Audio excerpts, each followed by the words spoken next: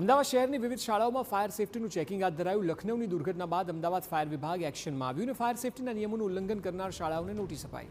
શાળાના ક્લાસરૂમ, રસોડા, ફાયર સેફટીના સાધનોની તપાસ હાથ ધરાઈ। શીલજની આનંદ નિકેતન સ્કૂલમાં ફાયર વિભાગે ચેકિંગ હાથ ધર્યું તો સ્કૂલના ચેકિંગમાં કેટલીક ક્ષતિઓ સામે આવી। ફાયર સેફટીના સાધનોની કન્ડિશન ખરાબ હાલતમાં હતી। વર્ગખંડમાં સ્મોક ડિટેક્ટર અને સ્પ્રિંકલ ન જોવા મળ્યા। કેન્ટીનમાં ફાયર સેફટીના સાધનોનો પણ અભાવ હતો।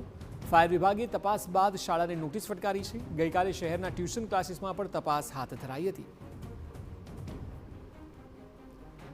ઘટના બાદ અમદાવાદ મહાનગરપાલિકાના ફાયર વિભાગ દ્વારા અલગ અલગ શાળાઓમાં ચેકિંગ હાથ ધરવામાં આવ્યું છે। આપ જોઈ રહ્યા છો કે કેવી રીતના જે સ્કૂલ આવી છે આનંદ નિકેતન, એ શિલજની આનંદ નિકેતન સ્કૂલમાં અત્યારે હાલ ચેકિંગ હાથ ધરવામાં આવ્યું છે। ફાયરના તમામ સાધનો યોગ્ય રીતના કામ કરી રહ્યા છે કેમ એની અત્યારે હાલ તપાસ થઈ રહી છે। મહત્વનું છે કે ગઈકાલે અલગ અલગ જે ટ્યુશન ક્લાસીસ આવેલા છે એ ટ્યુશન ક્લાસીસમાં તપાસ હાથ ધરાઈ હતી અને ત્યારબાદ એને કેટલાકને નોટિસ પણ આપવામાં આવી હતી।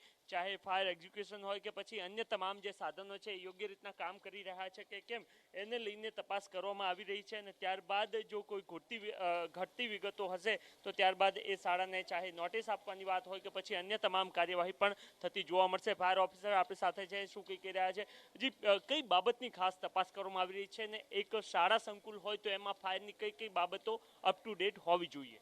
લખનૌ શહેર ઉત્તર પ્રદેશમાં એજ્યુકેશન બિલ્ડિંગમાં જે આગ લાગી, તક્ષશિલામાં આગ લાગી, તેને ધ્યાનમાં રાખીને અમદાવાદ શહેરમાં કોઈ પણ સ્કૂલમાં બિલ્ડિંગમાં ફાયર ન થાય તેના માટે એક ફાયર પ્રિવેન્શન પ્રોટેક્શન ઓડિટ ચાલુ છે। અમદાવાદ ફાયર બ્રિગેડની ટીમ અમારી જે છે આનંદ નિકેતન જેવી ઘણી બધી સ્કૂલ્સમાં કે જ્યાં વધુ વિદ્યાર્થીઓની સંખ્યા છે ત્યાં ફાયર પ્રિવેન્શન ઓડિટ કરીએ છીએ। Active fire protection, passive fire protection, smoke ventilation, emergency evacuation management, આ બધી જ વસ્તુનું ક્રોસ ચેક થઈ રહ્યું છે। કોઈ પણ એડવાઇઝરી કે એરર આવશે તો અમે સજેશન્સ આપીશું અને આગળની કાર્યવાહી કરીશું। ઓકે, અહીંયા તમે આવ્યા છો, ખૂબ મોટી સ્કૂલ છે આનંદ નિકેતન, એમાં કઈ બાબતો તમારે ધ્યાને આવી છે? ખાસ કરીને મેન્ટેનન્સ અપગ્રેડેશન કરવાની જરૂર છે। ઓપરેશન એન્ડ મેન્ટેનન્સ, એક ફાયર પ્રોટેક્શન સિસ્ટમ તો આપણે ઇન્સ્ટોલ કરી દઈએ છીએ પણ એને મેન્ટેનન્સ કરવું ખૂબ જ જરૂરી હોય છે।